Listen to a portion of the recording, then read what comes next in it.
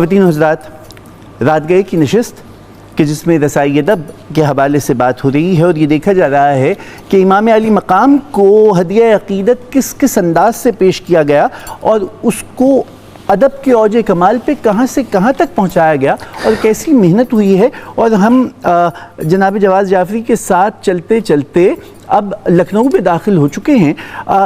लखनऊ में आप बता चुके कि मरसिया अपने कमाल को पहुँचा है और इसका सबब जहाँ और बहुत से नाम हैं, लेकिन दो बहुत बड़े देव कामत शख्सियात हैं।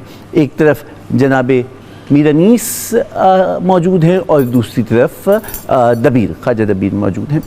अगरचे मीर मोनिस का भी नाम ले लीजिए कि भाई अपने बड़े भाई जैसे नाम तो नहीं पा सके, लेकिन पटियाला घराने की शनाख्त मुजरई खल्क में नाखुन ने क्या क्या देखा वो मीर मोनिस का है।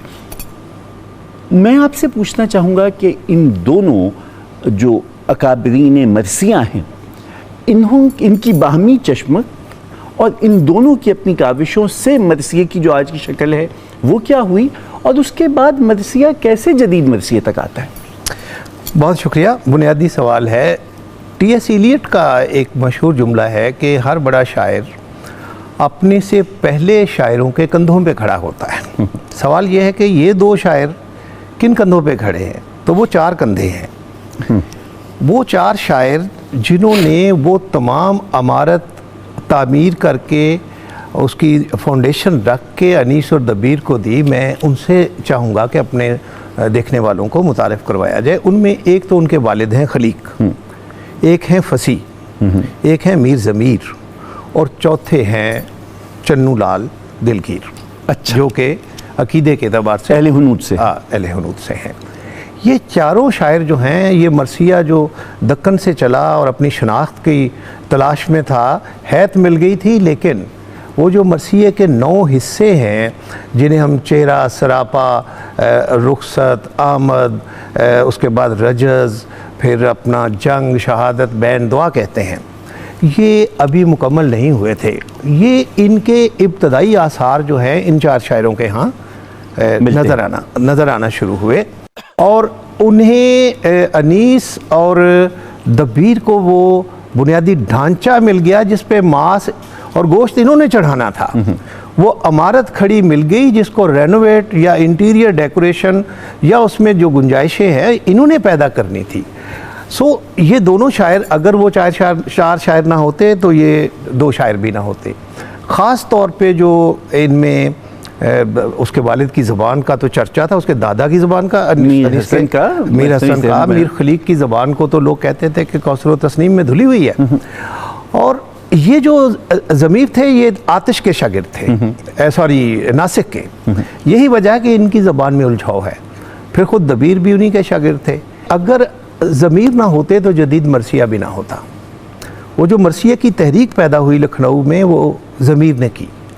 वो जो अज्ज़ाई तरतीब मरसिए में आई है, 9 हिस्से जो हैं अपनी तरतीब के एतबार से वो ज़मीर ने किए हैं। तो इस तरह ज़मीर का बड़ा काम है। जहाँ अच्छा अनीस का भी बहुत काम है और दोनों के दरमियान आप जानते हैं कि एक तरह की एक मासराना चश्मक भी मौजूद थी उस ज़माने में। वो कहाँ नहीं थी, वो तो गालिब और ज़ौक़ के दरमियान में भी थी,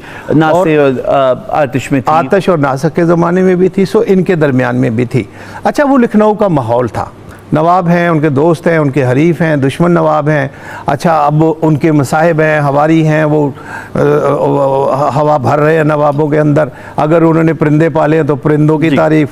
अच्छा, ये चलता था, उधर वो करते थे। तो इनके फैंस भी दो मंडलियों में या टोलियों में बैठ गए थे।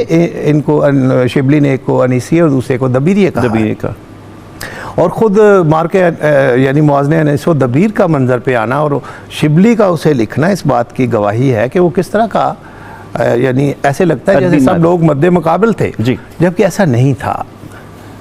अगरचे अनीस थोड़े से तेज़ मिजाज थे, लेकिन मुकाबले में दबीर बिल्कुल दरवेश सिफत थे। और पूरी हिस्ट्री में इन्होंने कभी एक मरतबा के अलावा इन्होंने कभी मिल के मजलिस नहीं पढ़ी। अच्छा, किसी ऐसी जगह इकट्ठे नहीं हुए। एक बार वाजिद अली शाह के कहने पे ये इकट्ठे हुए, दोनों को मजबूर किया गया। तो अनीस जो थे वो एक भाई का मूनस का एक सलाम पढ़ के नीचे आ गए थे। तो इनके दरमियान ये चैपक्लिश भी रही। दोनों ने मरसिए को उस औज तक पहुंचाया कि जिसे आप क्लासिकल मरसिए की तकमील का लम्हा कह सकते हैं या मकाम कह सकते हैं।